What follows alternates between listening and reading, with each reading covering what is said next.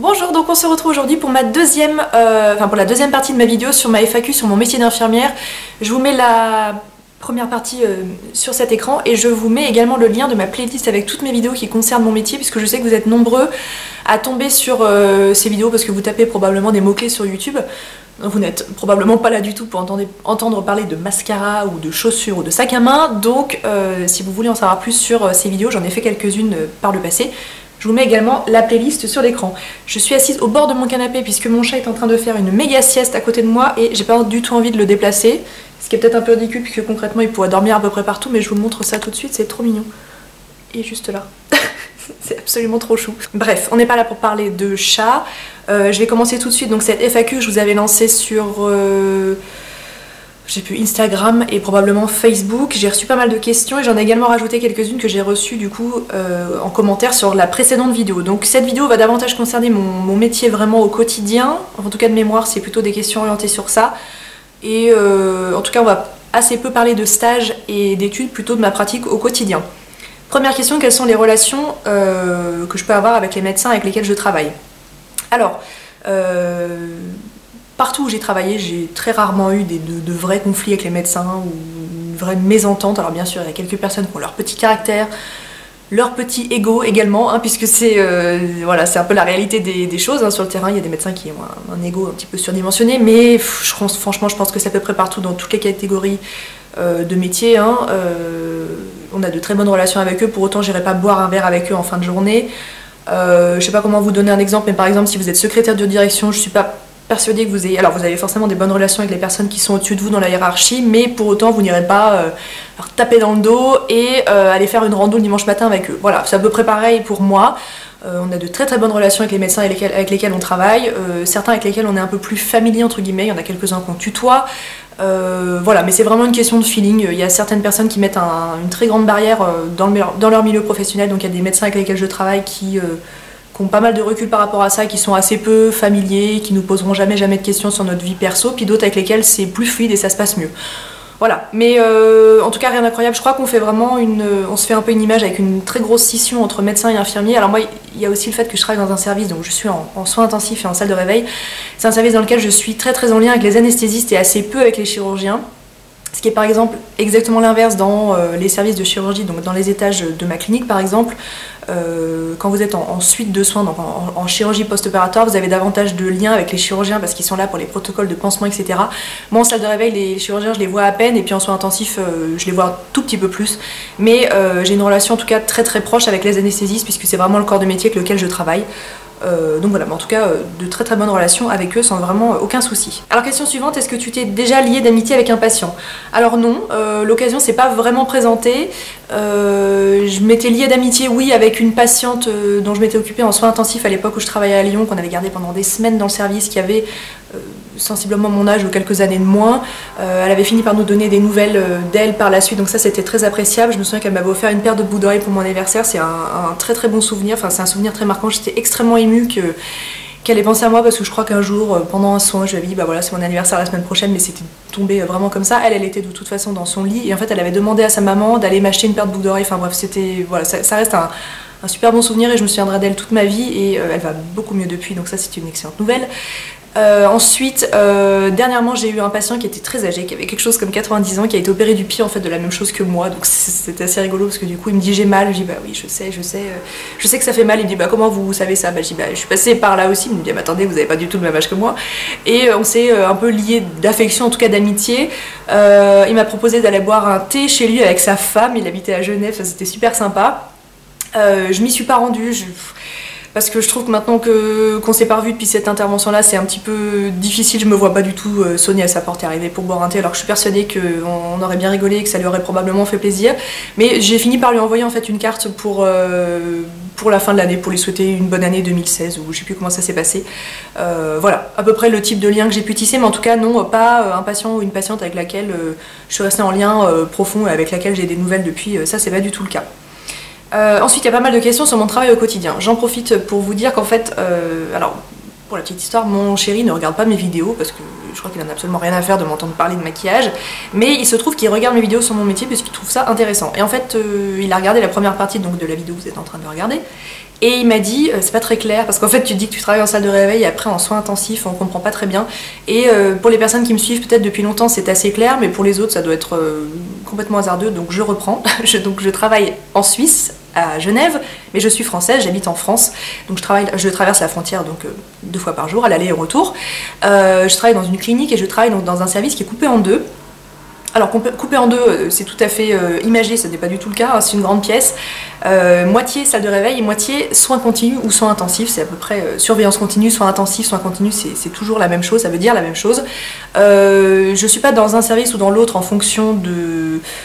Enfin, je veux dire, on n'est pas 2 équipes bien distinctes, on est une seule et même équipe et on se sépare entre ces services en fonction de l'horaire qu'on fait et surtout en fonction de la charge de travail. Puisque selon les journées, on a plus ou moins de patients aux soins intensifs, voire pas du tout, et plus de patients en salle de réveil.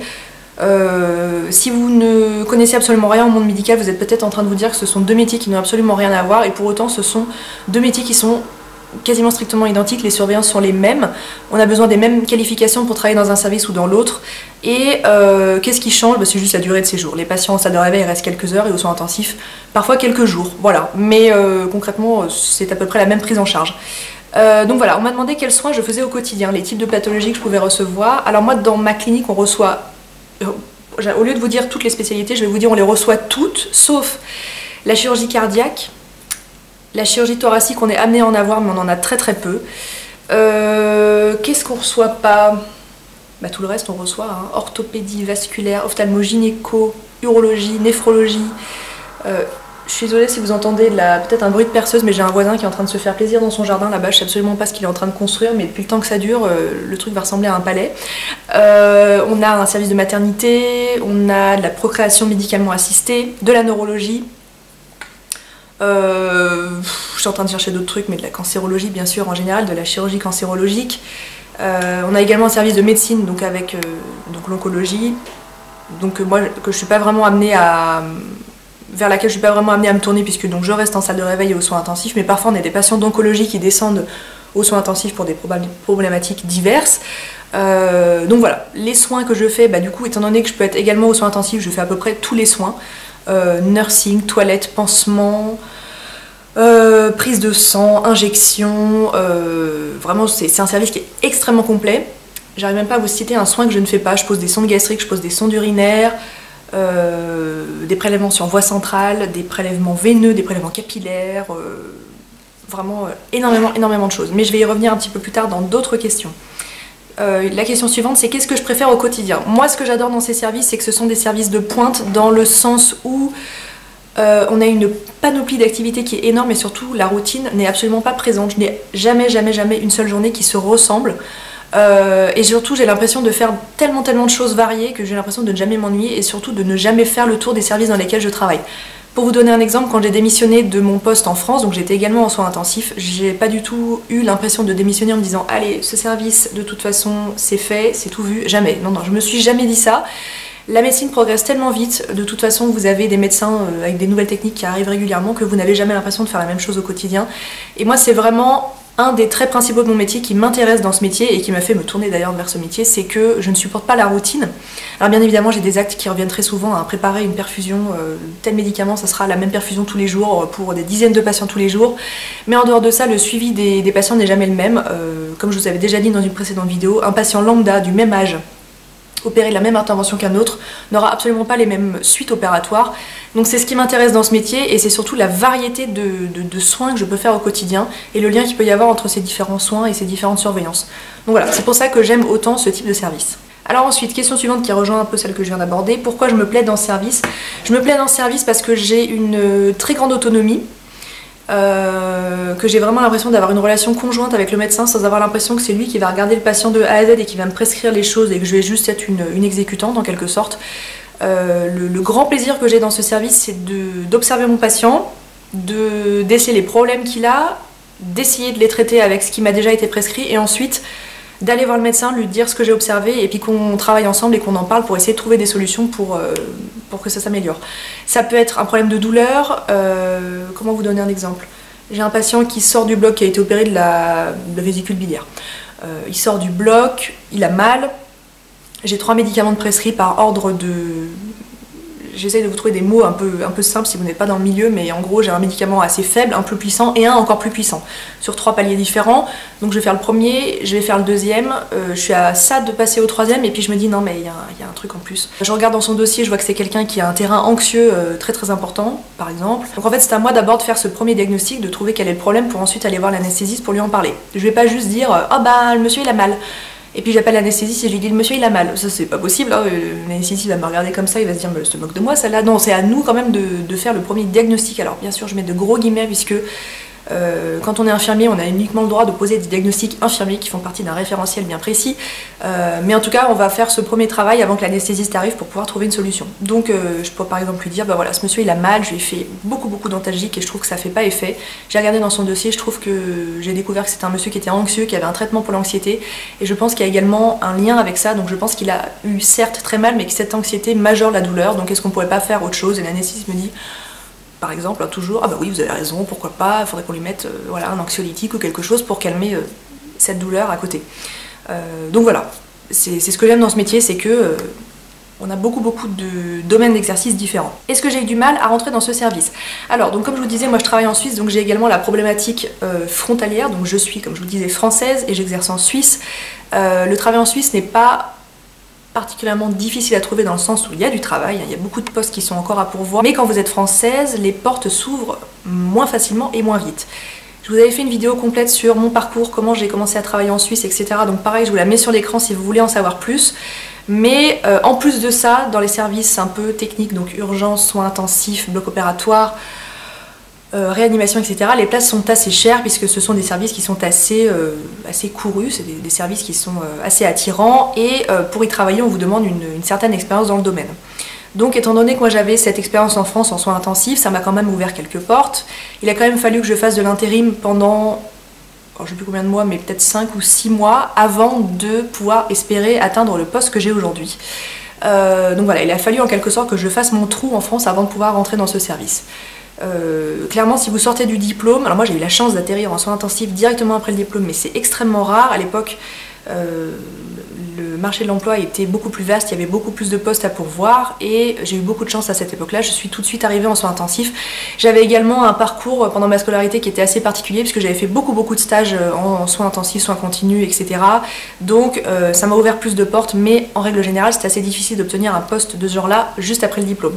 On vous demandera normalement un petit peu d'expérience dans un service type chirurgie, médecine ou quelque chose qui bouge un petit peu comme ça avant de vous donner un poste aux soins intensifs. La question suivante c'est combien d'heures travailles-tu par semaine? Alors pour information, en France le temps légal de travail en tant qu'infirmière en tout cas est de 35 heures par semaine et en France il est de 40 à 42 heures en fonction des établissements, en fonction si vous êtes dans le public ou dans le privé.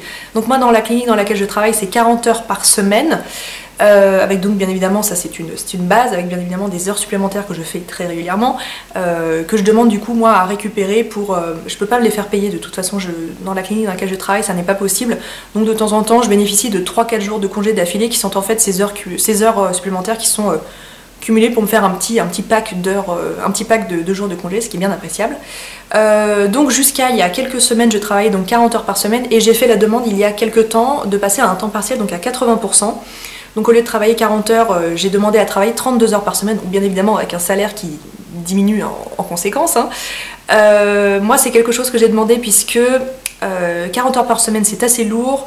Comme vous savez à côté j'ai mon blog, ma chaîne YouTube, etc. Donc moi je n'ai absolument pas pour projet de vivre de mon blog ou de ma chaîne YouTube. De toute façon comme je vous le dis souvent, vu ce que je gagne ça n'est absolument pas envisageable. Mais j'en suis arrivée à un stade où je me dis à quoi bon bosser comme une acharnée au travail, rentrer ici et avoir une telle masse de travail pour le blog.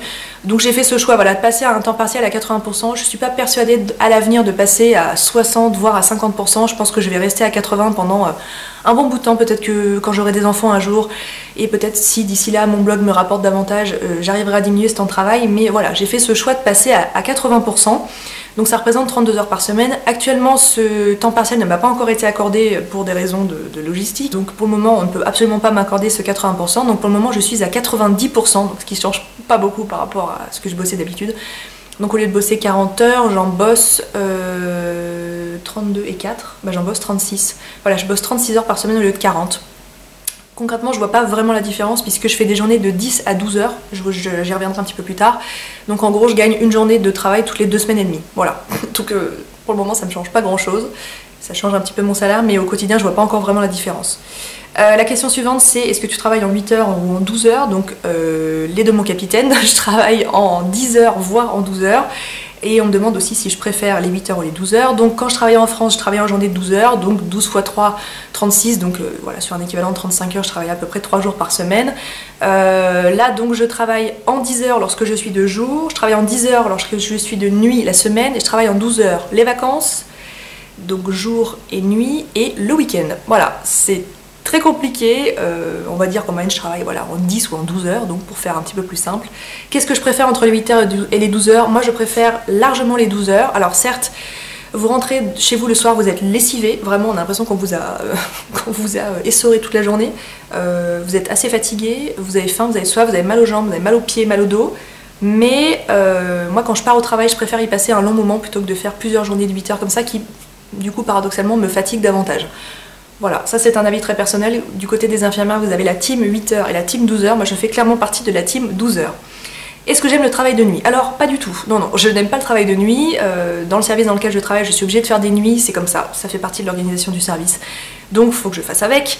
Mais concrètement, si j'avais le choix, non, non, je ne travaillerais que de jour. Je vous mets également sur l'écran, décidément j'ai beaucoup de vidéos à vous mettre sur l'écran, une vidéo où je vous parlais donc de mon travail de nuit. Donc personnellement, ça n'est pas du tout un choix, mais je fais avec, voilà. Mais en tout cas non, je n'aime pas du tout le travail de nuit, que je trouve anti-physiologique au possible, et en plus je suis quelqu'un qui a un sommeil très réglé. Moi le soir j'ai envie de dormir, le matin j'ai envie de me réveiller, et du coup le travail de nuit m'inverse complètement ça. Pour des personnes qui ont des problèmes d'insomnie ou de sommeil un peu plus compliqués, il y a des gens qui s'y retrouvent très très bien. Moi c'est pas du tout mon cas, voilà, mais je fais avec. Qu'est-ce que j'aime le plus dans mon métier? J'aime le fait d'avoir une activité super polyvalente, de me sentir utile, d'avoir toujours l'impression de faire fonctionner ma cervelle. En tout cas, je sais pas comment vous expliquer, mais c'est pas à chaque symptôme son médicament, à chaque médicament sa surveillance, c'est beaucoup plus compliqué que ça. Et en fait, au quotidien, j'ai vraiment l'impression que je me torture la cervelle, et ça peut paraître un peu bizarre, mais moi je vous garantis que c'est super enrichissant. Et le fait de travailler en équipe également, c'est vraiment vraiment intéressant. Pour vous donner un exemple, là j'ai travaillé tout le week-end, donc de nuit. On a eu une patiente qui était très lourde, alors c'est pas du tout péjoratif comme terme, mais une patiente à qui il est arrivé beaucoup de problèmes simultanés, qui a eu une prise en charge très très complexe, et en fait sur tout le week-end, toutes les infirmières, tous les médecins se sont creusés la tête pour réussir à faire en sorte qu'elle guérisse, hein, puis qu'elle s'en sorte tout simplement, parce qu'on était quand même arrivé à ce stade-là. Donc on a fait intervenir la diététicienne pour lui trouver une alimentation parentérale, donc une alimentation par les veines adaptée, puisque cette dame ne pouvait pas s'alimenter par voie orale. On a fait intervenir le kiné parce qu'elle avait de gros problèmes respiratoires, on a fait intervenir le radiologue pour qu'il puisse comparer ses radios qu'elle avait au niveau des poumons. Nous on lui a fait des soins particuliers, il y a un médecin qui est arrivé, un infectiologue qui est arrivé pour prendre en charge ses médicaments et ses antibiotiques. L'anesthésiste a pris en charge sa douleur. Nous on a essayé de la stimuler toute la journée, on a fait de très grosses surveillances sur plein de paramètres différents, et quand je suis partie, donc quand je suis rentrée chez moi lundi matin, entre vendredi et lundi, c'était le jour et la nuit, cette dame était clairement sauvée. Donc voilà, j'ai eu des nouvelles d'ailleurs depuis, je vous en avais parlé également dans une vidéo, donc je ne peux pas m'empêcher d'envoyer un message à mes collègues pour savoir comment se portent les patients une fois que je suis rentrée chez moi, donc voilà, je n'ai pas pu m'en empêcher. Étant donné que je retravaille que ce soir et aujourd'hui, donc on est mercredi, je voulais quand même des nouvelles d'elle entre temps, donc elle va beaucoup mieux. Et voilà, c'est super gratifiant parce que du coup en partant lundi matin, vous avez ce sentiment d'avoir fait quelque chose de bien, et clairement de voir votre patiente qui se porte mieux. C'est la meilleure des récompenses, et donc c'est pas uniquement le travail d'un médecin, c'est pas uniquement le travail d'une infirmière, c'est le travail de toute une équipe. Et moi c'est vraiment ce qui me plaît dans ce métier, c'est que c'est toutes nos forces mélangées ensemble qui font que les patients vont mieux, et c'est très gratifiant. Voilà, c'est le mot que je cherchais, c'est très gratifiant. Est-ce que j'ai une spécialisation? Alors, donc pour travailler en soins intensifs en France, vous n'avez pas besoin de spécialisation. On vous demande juste d'être infirmière diplômée, et puis point barre. Dans le service dans lequel je travaille, donc c'est très particulier, mais dans la clinique dans laquelle je travaille, toutes les personnes qui travaillent dans le service de soins intensifs ont besoin d'avoir une formation de réanimation supplémentaire qui s'appelle donc l'ACLS, donc en 4 lettres ACLS, qui est une formation américaine de mémoire ou canadienne. J'ai un petit doute. Bref, l'une ou l'autre, qui se déroule sur 2 jours, donc est une formation diplômante, que j'ai effectuée du coup quelques mois après être arrivée dans ce service.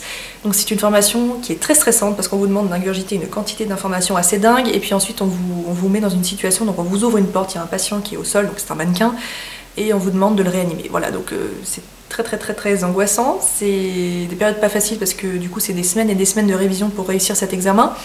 Donc voilà, j'avais beaucoup travaillé, j'ai réussi à l'avoir du premier coup. Voilà, ça c'est vraiment un cas très particulier, mais sachez qu'en France, en tout cas non, il n'est pas nécessaire d'avoir un diplôme de ce côté-là. Est-ce que j'ai des formations régulières? Alors, j'ai envie de vous le dire, pas autant que je le souhaiterais. Dans le service dans lequel je travaille, on est très demandeuse de formation. Je crois que ça y est, les médecins commencent à le comprendre, mais non, j'ai pas des formations très régulières. Là, ça y est, je crois qu'on va avoir quelques formations sur la prise en charge de la douleur, parce que donc il y a plein de progrès qui sont faits de ce côté-là également. Que ça soit l'hypnose, enfin bref, il y a beaucoup de choses qui sont développées de ce côté-là. Donc ça va pas tarder à arriver, mais en tout cas je le déplore, moi je préférais avoir davantage de formation. Pourquoi est-ce que j'ai choisi de travailler en Suisse et non en France? Est-ce que c'est un choix personnel et qu'est-ce que ça change? Alors, les conditions de travail en Suisse sont objectivement meilleures qu'en France. Voilà, je peux pas vous le dire autrement, mais la médecine en Suisse fonctionne bien mieux qu'en France. Donc c'est vrai que moi quand je suis arrivée dans la région, à force d'entendre tant de bien de l'autre côté de la frontière, je me suis dit bah, je vais y aller. Ensuite, deuxième argument, on va pas se mentir, le salaire en Suisse est bien meilleur qu'en France. Je peux pas vous donner de chiffres précis. Alors déjà je peux pas vous donner mon salaire parce que j'ai un contrat de travail avec une clause à l'intérieur, donc je peux pas tout... Autant ça me pose aucun souci de vous dire combien je gagne sur YouTube, mais autant partager mon salaire c'est absolument pas envisageable. Mais pour vous donner une idée, une infirmière en Suisse gagne 2 à 3 fois mieux sa vie qu'une infirmière en France. Je vous parle vraiment en début de carrière, hein, donc pour quelqu'un qui vient de commencer à travailler. Donc ça c'est pas un mystère, je m'en cache absolument pas. Donc bien évidemment mon niveau de vie depuis que j'habite ici a considérablement augmenté, donc ça je m'en cache pas, c'est tout à fait plaisant. Ensuite le fait de voir comment se passait la prise en charge de la médecine de l'autre côté de la frontière m'intéressait beaucoup, donc c'était aussi un petit défi personnel. Et puis voilà, j'avais tout simplement envie de voir ce qui se passait côté suisse. Donc c'est un choix personnel. Qu'est-ce que ça change? Bah concrètement pas grand chose. Alors il y a certains noms de médicaments qui sont un peu différents, des protocoles d'asepsie également qui sont un petit peu différents. En dehors de ça, la vision de la médecine est relativement équivalente, mais il y a une conception des soins, il y a une conception du bien-être du patient qui est vraiment différente par rapport à la France. Alors il faut également savoir que moi en Suisse je travaille dans une clinique. Et les cliniques en Suisse, on est limite dans des hôtels. En tout cas, moi, en soins intensifs, en salle de réveil, je me rends pas trop compte, mais dans les étages, donc en suite de soins, ça se ressent vraiment. Hein. Moi, les patients ont une carte des vins dans leur chambre. Ils ont un service hôtelier où, s'ils payent un petit peu plus cher, ils peuvent avoir des draps en soie. Donc ça, c'est pas du tout dans ma clinique. Hein. C'est dans quasiment toutes les cliniques privées suisses. C'est comme ça que ça se passe. Ils ont le droit d'avoir quelqu'un qui vient dormir la nuit avec eux, donc qui est rémunéré bien évidemment. J'arrive pas à vous trouver d'autres exemples, mais voilà, moi le chef par exemple de ma clinique, c'est un chef qui a travaillé dans des restaurants étoilés en France, donc les repas sont excellents. Alors moi je mange pas ceux-là, mais bon je mange très bien quand je mange au travail, mais j'ai pas les mêmes repas que mes patients, mais quand je vois les plateaux que je leur sers, des fois j'en ai le menton qui me tombe, la mâchoire qui me tombe. Donc voilà. Pour vous donner un petit peu une idée, c'est une façon de travailler qui est un petit peu différente, en tout cas dans le privé, hein, dans le public, pour y avoir travaillé, j'ai pas vraiment vu de différence par rapport à la France, mais pour travailler dans le privé, je peux vraiment vous dire que c'est vraiment différent de ce qu'on fait en France. Est-ce que j'ai des envies de spécialisation, ou est-ce que j'ai envie de changer de service, est-ce que j'ai envie de travailler en libéral ou de devenir cadre de santé? Alors, une envie de spécialisation, s'il y en a bien une qui me fait envie, c'est infirmière anesthésiste, qui est donc une formation qui est à effectuer une fois que vous êtes diplômée infirmière dans le cursus classique. Vous avez 2 ans de formation par la suite, donc c'est à nouveau sur concours. Les financements pour qu'on vous finance cette formation sont un petit peu difficiles à obtenir, mais ça n'est pas infaisable. Si vous avez envie de le faire, c'est tout à fait possible. Moi, c'est pas un projet dans les médias, en tout cas c'est quelque chose que je ferais volontiers si un jour j'en ai l'opportunité. Actuellement, j'en ai pas l'opportunité et pas l'envie, tout simplement parce que je suis très contente là où je suis. Mais en tout cas, c'est quelque chose qui me reste dans un coin de la tête et qui sait, peut-être qu'un jour je le ferai. Changer de service, pour le moment, pas du tout un projet non plus, je me plais beaucoup là où je suis. Le libéral, j'ai fait, j'ai vu, j'ai vaincu. Non, je l'en ai fait en intérim du coup juste avant de décrocher le poste que j'ai actuellement. Le libéral, c'est très enrichissant au niveau du contact avec les patients. Moi en tout cas, c'est pas du tout ce dont j'ai envie en ce moment puisque je me sens pas assez épanouie en termes de gestes techniques, donc c'est pas du tout quelque chose que j'envisage pour le moment. Mais pareil, peut-être en fin de carrière, éventuellement peut-être que ça me dira, c'est un métier qui n'a absolument rien à voir avec le le fait d'être infirmière dans une clinique ou dans un hôpital, donc peut-être un jour. Et cadre de santé, alors pas du tout. Pas du tout. Dans la clinique dans laquelle je travaille, c'est une évolution de carrière qui est possible, en tout cas si vous prouvez que vous pouvez le faire et si vous avez envie de le faire, c'est tout à fait envisageable. Dans la clinique dans laquelle je suis, on vous aide vraiment à développer ce projet. Moi, vraiment, ça ne me dit rien. Je crois que j'ai absolument pas la force de caractère pour devenir cadre de santé, et le fait de lâcher complètement les soins et de me retrouver à gérer une équipe, c'est quelque chose qui ne m'attire pas du tout. Donc pour le moment, c'est pas du tout un projet. Est-ce que je pense faire ce métier toute ma vie? Très difficile à dire. Pour le moment, je ne vois absolument pas pourquoi j'arrêterais de faire ce métier, mais je vois tellement de gens autour de moi qui font des burn-out ou qui en ont marre au bout d'un moment de gérer la souffrance des gens. Il y a des soins qui sont pas faciles à effectuer, hein. Moi ce week-end j'en ai fait quelques-uns, je peux vous garantir qu'il faut avoir le cœur bien accroché parfois, mais pour le moment ça me passionne, je me vois absolument pas arrêter de faire ce métier. Comme je vous disais, pourquoi pas peut-être un jour passer sur vraiment un mi-temps ou un temps encore plus partiel que ce à quoi j'aspire pour le moment, c'est-à-dire 80%, donc ça pourquoi pas, mais arrêter ce métier, en tout cas, je l'envisage pas du tout. Mais il ne faut jamais dire Fontaine, je ne boirai jamais de ton eau, je crois que c'est ça le proverbe, donc voilà, pour le moment je l'envisage pas. Est-ce que j'ai déjà été reconnue par un patient? Alors non. Je vous avoue que c'est bien un truc qui me terrifie, ça va forcément m'arriver un jour, il n'y a pas de raison, hein, mais pour le moment ça m'est jamais arrivé, mais je crois que ça va me foutre une trouille monstre de voir ce parallèle complet entre ma vie virtuelle et ma vie professionnelle, ma vraie vie. Donc voilà, peut-être que ça arrivera un jour, mais je ne sais pas du tout comment je vais gérer ça, mais non, ça ne m'est jamais arrivé. Est-ce que je porte des chaussettes de contention? Eh bien oui, tous les jours. Voilà, c'est pas très confortable, c'est pas très joli, c'est pas très agréable à porter, mais ma maman a eu beaucoup de soucis au niveau du retour veineux, elle a été opérée des varices à plusieurs reprises, et quand j'ai commencé les études d'infirmière, mon médecin m'avait dit bah, si vous voulez pas vous retrouver dans le même état que votre maman, eh bien il va peut-être falloir songer à porter des chaussettes de contention. Donc j'en porte depuis le premier jour de mon stage, je n'ai jamais cessé d'en porter depuis, donc maintenant en fait je ne sais même pas ce que c'est de ne pas en avoir, donc concrètement je m'y suis faite. Et je n'ai absolument aucune varice, j'ai des jambes magnifiques, alors pas du tout des jambes magnifiques, waouh, quand on me voit les gens se retournent sur moi, pas du tout ça, mais je n'ai aucune vénule apparente sur les jambes, donc je pense que quand même les chaussettes y sont pour quelque chose. Donc voilà, pour le moment je continue d'en porter, c'est pas beau, mais voilà, je fais comme ça. Moi je les mets à la machine à laver, au sèche-linge, j'en rachète une paire de temps en temps et ça se passe très bien, donc voilà, pour le moment je vais continuer d'en porter.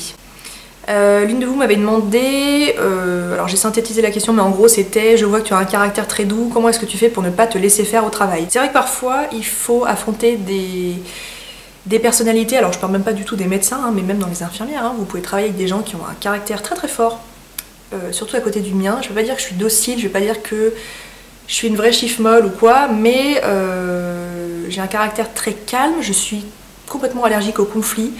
Je suis pas du tout du genre à aboyer avant qu'on me parle, donc on pourrait croire que c'est un peu difficile au quotidien, mais pour autant je sais ce que je veux, je sais ce que je fais, je sais là où je suis douée et je sais là où j'ai des doutes. Donc quand je fais quelque chose et que je suis sûre de bien le faire, si on vient me faire un reproche, une critique ou quoi que ce soit, je me laisse pas, enfin je me démonte pas, je me laisse pas faire. Donc voilà, ça arrive aussi un petit peu avec l'expérience. Je pense que pendant mes premières années j'ai été vraiment trop lisse, je me laissais un tout petit peu trop faire, et puis là depuis quelques années ça se passe très bien.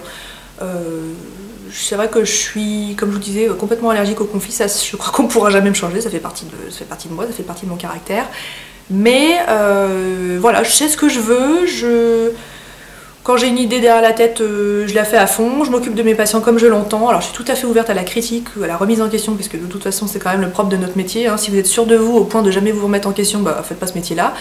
Mais si on vient me critiquer sur quoi que ce soit et que je suis sûre de ce que j'ai fait, ça me pose pas de soucis et puis je tiens tête. Voilà, donc ça se passe très bien. Et la dernière question qui est un petit peu globale, à laquelle j'ai pas vraiment de réponse, mais je vais essayer quand même de vous donner quelques pistes. Comment est-ce que tu gères ta vie perso, pro, famille, amis, sport? Alors, donc je travaille beaucoup, mon blog me prend beaucoup de temps. D'ailleurs mon chéri était en repos la semaine dernière et moi j'avais déjà repris le travail, et il me dit c'est fou le nombre d'heures que tu passes sur ton ordinateur. Bah oui, hein, parce que répondre aux commentaires, répondre aux mails, les articles, les vidéos, etc. Je me tiens à une certaine rigueur que je me suis imposée, hein. Personne ne m'oblige à faire ce blog, hein, donc je vais pas du tout venir me plaindre. D'ailleurs je ne supporte pas les gens qui se plaignent d'avoir trop de travail avec leur blog ou quoi que ce soit. Moi je trouve que c'est vraiment une chance de pouvoir partager sa passion sur internet. Donc concrètement le jour où j'ai plus envie de le faire, j'arrête de le faire tout simplement. Donc comment je le gère? Eh ben alors je vais pas faire genre ouais super simple, tout se passe bien. Il y a franchement des moments où je me dis mais comment je vais faire, j'ai du boulot par-dessus la tête, je suis crevée, tout ce que je veux c'est dormir et j'ai pas d'article prévu pour demain. Enfin quoique ça arrive assez rarement parce que normalement je prends un petit peu d'avance. Mais comme je vous avais déjà dit, je refuse que ma vie virtuelle, donc quand je dis ma vie virtuelle c'est mon blog et tout le reste, prenne le dessus sur ma vie pro. Donc mon blog ne prendra jamais le dessus sur mon travail. Il est hors de question que je me couche à point d'heure pour finir un montage parce que je dois travailler le lendemain, je dois me lever à 5 h, ça c'est hors de question, ça sera toujours le travail avant tout. Mais c'est une sorte de rigueur, de routine qu'il faut adapter. Je sais que je pars en vacances, j'anticipe mes articles, mes vidéos, etc. Je laisse des mails en attente, par exemple vous m'envoyez un mail pour me poser des questions sur le métier d'infirmière, je vois que votre mail n'est pas urgent et le soir je suis vachement fatiguée donc je vais d'abord aller me coucher avant de répondre à votre mail. Voilà, je suis bien désolée de vous l'apprendre mais c'est comme ça que ça se passe. La vie perso à côté, donc moi j'ai un chéri qui travaille beaucoup. Donc je fais en sorte d'être avec lui à 100% quand il est en repos, en week-end, en vacances, etc. Le blog je laisse de côté. Enfin je laisse de côté, par exemple pour mes vacances à New York on a fait des vlogs mais c'était aussi pour notre souvenir à nous et ça nous a fait beaucoup plaisir de les faire et du coup de les partager avec vous c'était vraiment sympa mais de façon très très égoïste ça nous a beaucoup plu pour nos souvenirs à nous également. Le sport, si vous n'arrivez pas à intégrer le sport dans votre vie au quotidien, je sais pas trop quoi vous dire. Alors si vous êtes maman, que vous avez des enfants, je pense que c'est encore un petit peu difficile.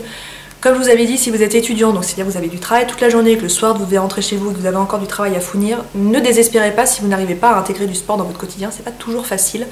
Mais si vous avez un travail, certes à temps plein, et qu'à côté vous n'avez ni enfant, ni études, ni quoi que ce soit, vous pouvez forcément trouver des moments dans votre journée pour intégrer du sport, même si c'est uniquement 20 minutes par jour, vous ne pouvez pas y consacrer 4 heures par semaine d'un bloc, vous avez forcément 20 minutes par jour où au lieu de regarder la télé en mangeant des chips, au lieu de glander devant des vidéos sur YouTube, vous avez forcément un moment où vous arriverez à intégrer le sport dans votre vie.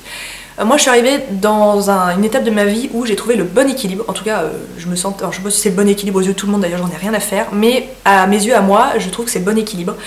Je suis bien dans ma tête, bien dans mon corps, je suis super contente dans mon boulot, j'ai une vie perso épanouie, je suis super heureuse avec mon chéri, voilà, on s'est mariés, je me lève le matin avec le sourire aux lèvres et j'ai aucune raison d'être triste. Donc j'ai pas vraiment de miracle, j'ai pas vraiment de recette à vous donner pour arriver à cet équilibre. Il faut se chercher, moi aussi j'ai eu mes périodes où j'étais crevée, je bossais comme une dingue, j'arrivais pas à couper avec le travail, maintenant j'y arrive mieux. J'ai des horaires de travail aussi qui sont pas forcément toujours simples, mais à côté de ça j'ai une chef qui fait en sorte de nous donner nos congés, nos repos quand on le demande, donc j'ai beaucoup de chance de ce côté-là également.